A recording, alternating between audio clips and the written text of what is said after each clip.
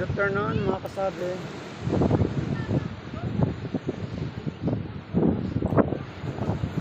Dito ako sa likuran. Yung likuran ko, iangat ko kundi yan.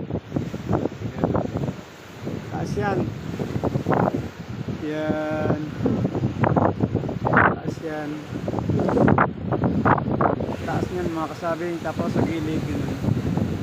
Tingnan niya sa gilid mga kasabi.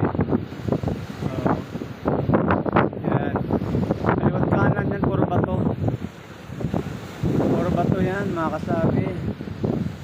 Ayan, kaliwat kanan. Ayan, may malaki bato dyan.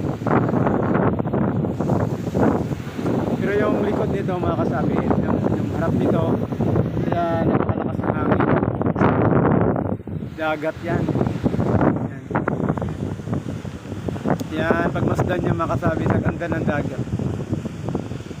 Ito lang medyo marumi ang dagat, kaya gusto ko sana maligo. Kaya ano lang ako, dito lang ako sa tabi. Ayan mga kasabi.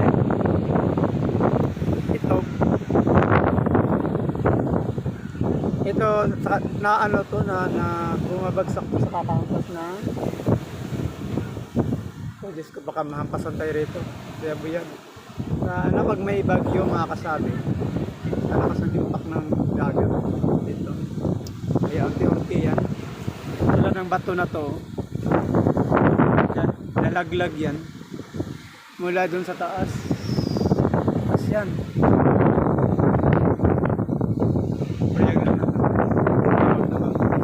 Ayan, nakakasabi no. Ayan. Pero kita yung tiyan ko kasi ito yung pagbihis ko to eh. Diretso na ako sa dagat. Kaya ganito yung suot ko. Kasi pag damit kasi, sobrang lamig.